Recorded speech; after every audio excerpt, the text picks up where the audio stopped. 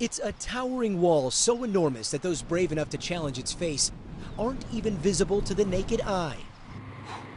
And thousands of feet above the valley, Alex Honnold is etching his name into El Capitan's history using only the chalk on his bare hands. This is a few seconds of his historic climb captured as part of an upcoming documentary film by National Geographic. Look closely and you see no safety gear, no rope. It's called free soloing.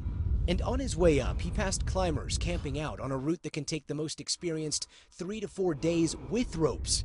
It took Honnold 4 hours. I probably do know literally every hold all the way up.